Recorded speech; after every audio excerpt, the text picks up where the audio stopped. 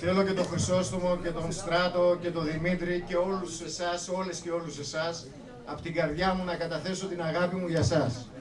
Και επιτρέψτε μου τη συγκίνηση, διότι αυτά που εγώ βλέπω σήμερα και ζω μαζί σας εδώ και πολύ μεγάλο χρονικό διάστημα, όταν κάνω μια αναδρομή στο παρελθόν, όταν εγώ ήμουν πρόεδρος της ΟΝΕ Θεσσαλονίκης, ήταν τελείως διαφορετικά τα πράγματα από αυτά που ζω σήμερα και συγκινούμε.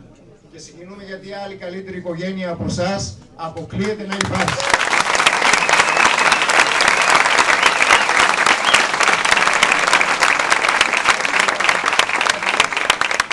Δεν είναι ώρα ούτε σε πολιτικές αναφορές να φάμε τον χρόνο μας, αλλά ούτε... Θεσσαλονίκη, για πάντα θα σας δείχνουμε το δρόμο για τη νίκη.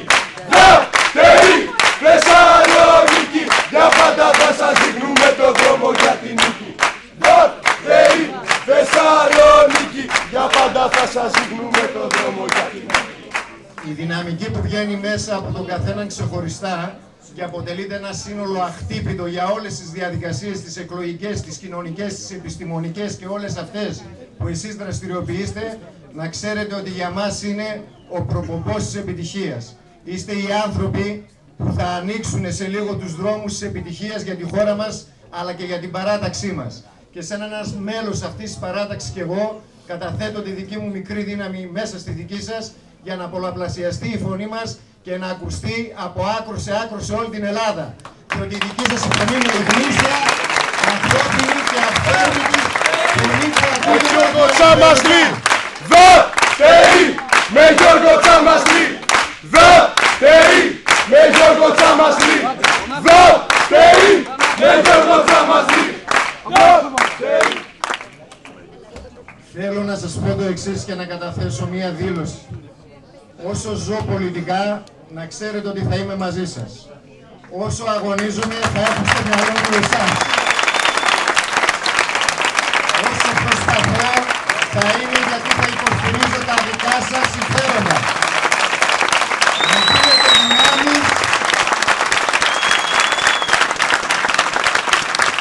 Μου δίνετε δυνάμεις, που ξεπερνούν τα συνηθισμένα όρια των πολιτικών. Τσάμαστρη, δεύτερη, με Γιώργο Τσάμαστρη, δεύτερη, με Γιώργο Τσάμαστρη, δεύτερη, με Γιώργο Τσάμαστρη. Θέλω μετά από αυτά που σας είπα να ξέρετε και το εξής. Οι εκλογές που έρχονται στην 7 Νοεμβρίου δεν είναι απλά μια διαδικασία η οποία θα καταγράψει ένα αποτέλεσμα.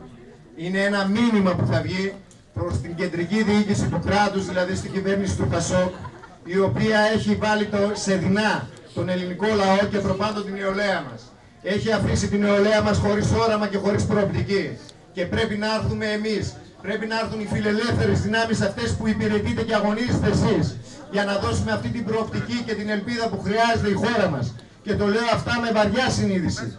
Απόλυτα ο λόγος μου έχει να κάνει με την προοπτική του μέλλοντος και όχι με τη σημερινή κατάσταση η οποία έχει μαυρίσει τις συνειδήσεις του κόσμου.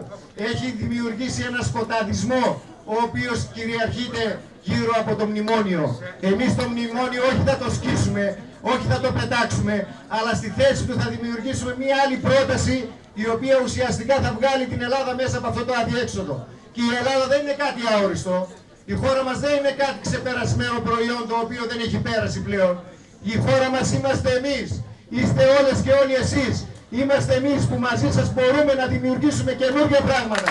Πράγματα που θέλουν ελπίδα. Και εγώ για σας γι' αυτό χαίρομαι.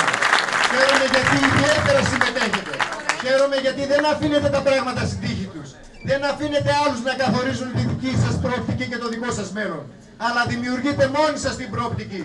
Δημιουργείτε μόνοι σας τους δρόμους που θα φέρουν την ανάπτυξη στη χώρα μας. Έτσι σας θέλω. Να συμμετέχετε πάντα και να κερδίσετε πάντα. Και εμείς μαζί σας θα καμαρώνουμε. Θα είμαστε υπερήφανοι. Και όπως μέχρι τώρα πέρατε πολλές νίκες, είμαι σίγουρος ότι η αποτελεσματική δουλειά που κάνετε θα συνεχίσει μέχρι το τέλος, ώστε να φέρει και τη μεγάλη νίκη που χρειάζεται η παράταξή μας. Και εδώ στη Θεσσαλονίκη, ιδιαίτερα και στη Μακεδονία μας, για δύο άλλους σκοπούς. τρέχουμε και αγωνιζόμαστε. Ο ένας είναι τα εθνικά μας θέματα και το ξέρετε και μάλιστα είναι κυρίαρχος. Ξέρετε σε ποιο καθεστώς ζούμε, ξέρετε τι εγκυμονεί στη χώρα μας να συμβεί για τη Μακεδονία και αυτό εμείς πρέπει να το παλέψουμε και να το αντιστρέψουμε. Η Μακεδονία είναι μία και ελληνική και δεν θα τη χαρίσουμε σε κανένα που θέλει να την κατηλευτεί. Και υπάρχει τώρα και ο δεύτερος μεγάλος στόχος της περιφερειακής διοίκησης. Και αυτός έχει να κάνει με την πρόκληση του Καλλικράτη. Ξέρετε κάτι για εσάς τους νέους ανθρώπους, ο Καλλικράτης μπορεί να φτιάχτηκε στο πόδι, αλλά πάντως μπορούμε εμείς να τον ενισχύσουμε και να δημιουργήσει εκείνες τις απαραίτητες προϋποθέσεις για τις νέες και νέους ανθρώπους της χώρας μας για να μπορέσουν να έχουν το εργαλείο της ανάπτυξης στα χέρια τους. Και εγώ σας υπόσχομαι ότι με όλες τις δυνατότητες που μας δίνει η περιφερειακή ανάπτυξη θα δουλέψω όπως εσείς κάνετε τώρα με τη συμμετοχή σας και με το πάθος σας και με την αγωνιστικότητά σας, να δημιουργήσω εγώ εκείνες τις προϋποθέσεις μαζί με εσάς για να βρούμε επιτέλους εκεί τον δρόμο που θα αξιοποιήσει την Ελλάδα μας. Σας αγαπάω, είμαι μαζί σας γιατί σας εκτιμάω, θέλω να είμαι πάντα μαζί σας, δεν θέλω να νιώσετε ποτέ μόνοι σας, θα ξέρετε ότι πάντα θα είμαι ανάμεσά σας και πάντα θα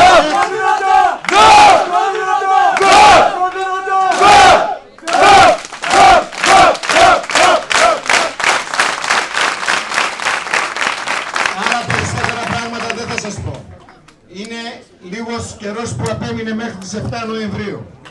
Όποια προσπάθεια κάνετε να ξέρετε ότι θα βγάλετε από την κοινωνία. Να είσαι δαχτερή είναι τιμή, τιμή, να είσαι δαχτερή είναι τιμή. Δαχτερή με Γιώργο Σαμασί, δαχτερή με Γιώργο Σαμασί, δαχτερή με Γιώργο Σαμασί. Η μεγαλύτερη όμως τιμή που μου κάνετε εσείς για να με βάζετε στο βήμα και να απευθύνομαι απέναντί σας δεν υπάρχει άλλη. Τιμή νιώθω εγώ που είμαι ανάμεσά σας και μοιράζομαι συνθήματα ζωής. Μοιράζουμε παλμό και πάθος ζωής. Σας ευχαριστώ πολύ. Καλό αγώνα σας εύχομαι και ξαναγριώνω.